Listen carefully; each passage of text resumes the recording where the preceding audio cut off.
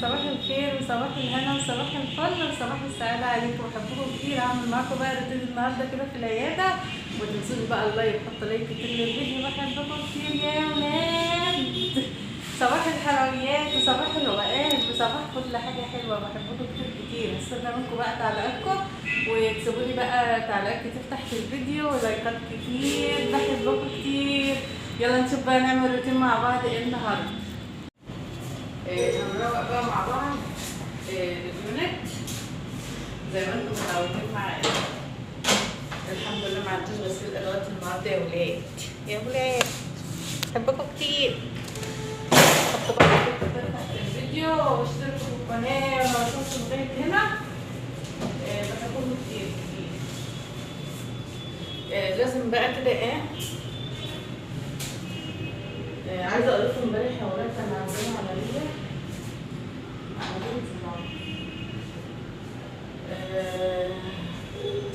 يوم عملية الزراعة ده بيبقى يوم، بصوا يعني يوم كله، يعني عملية الزراعة بتاخد كتير يا ولاد والله، بتاخد مجهود وبتاخد وقت وكل حاجة. شوفوا بقى اما تقفوا على العملية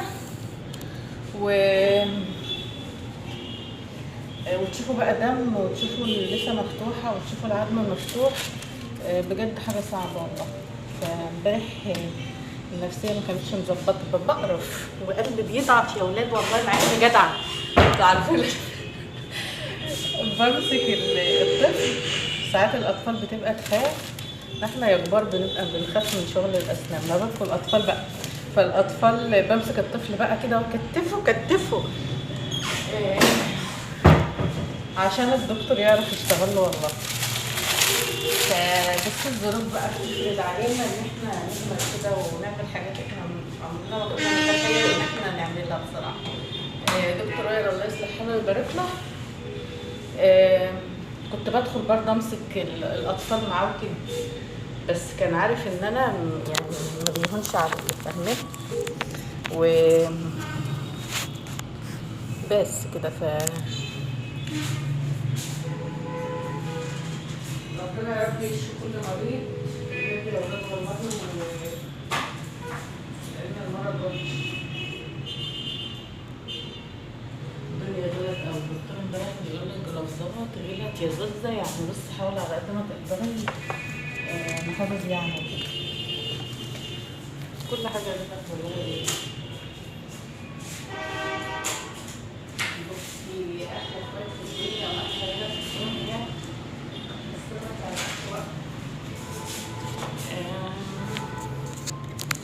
خلاص بقى احنا كده رتبنا اليونت الغرض ده زي ما انا قايله لكم. ده عشان الدكتور بيمسك يعني بايده كده، مش لازم كل حاله وحاله يبقى تمام.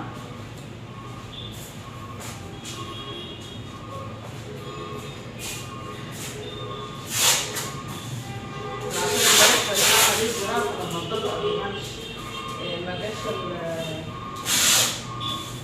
بعد ما انا نظفت عندنا حالتين،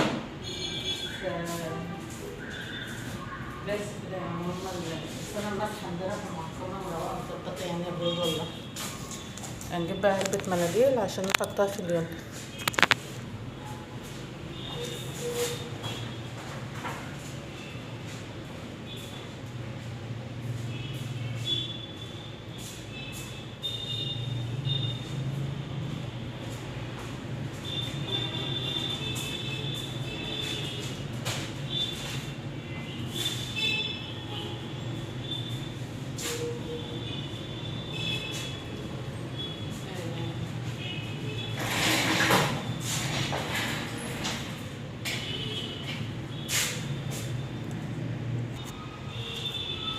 هستف معاكم بقى يا ولاد الحاجه ده.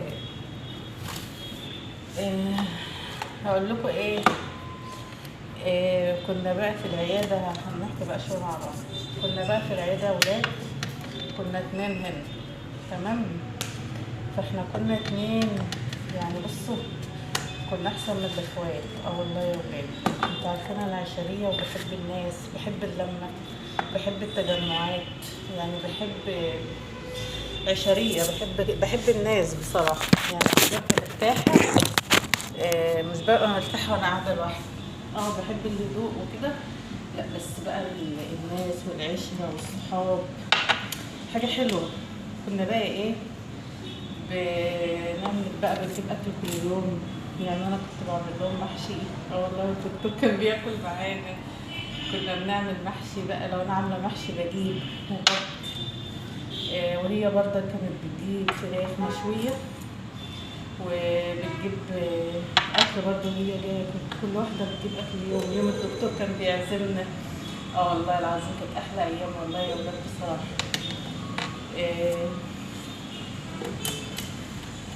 كانت ايام حلوه، ايام حلوه كده. ايام بقى كنا زي وقت كده في الايام دي قبل رمضان. كنا في شعبان نيجي نعمل بقى نزوق العياده ونجيب زواق رمضان. والله يا ولاد كنا بنجيب زواق رمضان ونعلقه بقى، ونعمل بقى انوار وحاجات من دي في العياده. كان اللي يدخل العياده بقى يحس بجو رمضان. وكنا جايبين اللي هو الصب الصغير ده. والله كنا جايبينه وبنشغله بقى على اغاني رمضان طول شهر رمضان. لا كانت حاجه حلوه كده، كنا بنعمل راح كده في المكان. لا بتحس كده لا حاجه جميله، حاجه جميله ان انت تكون بتشتغلي في مكان وتكوني حابه المكان اللي انت فيه. فبيبقى بصراحه الشغل حلو وله طعم كده، بيبقى الشقه حلو وله طعم. الحمد لله الحمد لله. انا يعني عمري ما رحت في مكان شغل عشان انا بحب المكان وبحب من قلبي وبشتغل من قلبي، فربنا بيجعل كده في قلبي، بيجعل في وشي قبول مع الناس. الحمد لله يا رب، الحمد لله. ف بصراحة حاجة حلوة أوي بصراحة والله. أنا افتكرت الوقت وأنا بستف كده وأغاني رمضان جت في التلفزيون وأنا بره، فقمت فاكرة بقى عايزة أعلق زواق رمضان. هتلاقوا فيديوهات عندي على القناة بتاعت العيادة مصورين الزواق يعني بتاع رمضان وكده. حاجة حلوة بصراحة.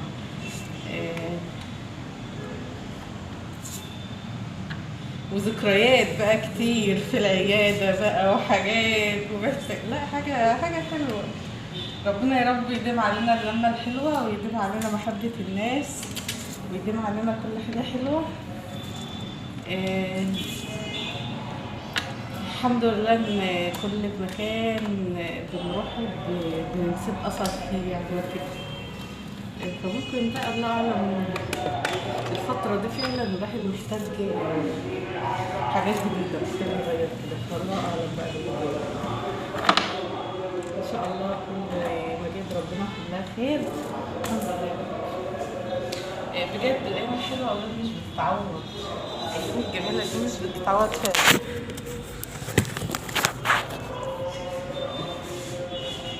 في يوم فكنا بقى زي ما بقول لكم كنا بقى بنزوق العياده وحاجات حلوه كده.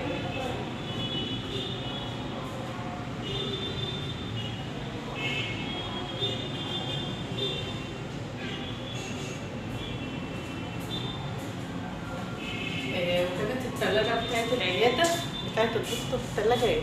استنى اشوف اوريها لكم، اعرف اوريها لكم ولا لا. اهي دي الثلاجة. استنى باينة كده ولا مش واضحة؟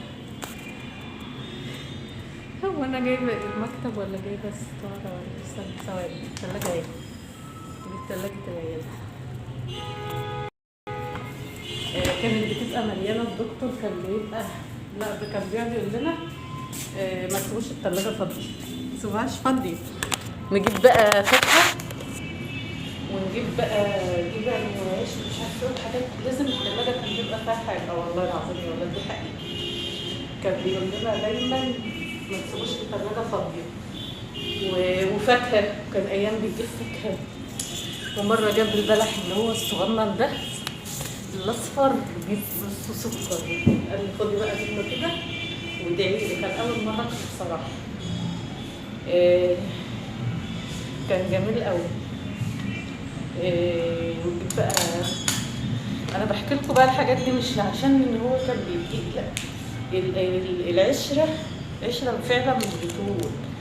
يعني والايام الحلوه مش بتطول، وحاجه حلوه قوي ان انت لما تروح في مكان وتبقى انت حابب المكان واللي في المكان كمان حابينك. فالشغل فانت بتبقي يعني بتشتغلي وانت مستمتعه، فاهمه؟ الشقه بيبقى طعم كده والله. آه، فالايام الحلوه بجد مش بتتعوض، بتتعوض خالص. وبيبقى في ذكريات بقى في الشغل وحاجات كده حلوه.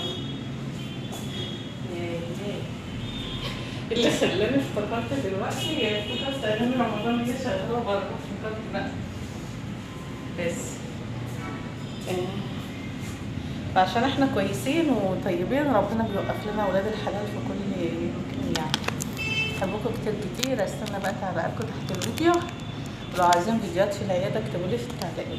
اشوفكم على خير.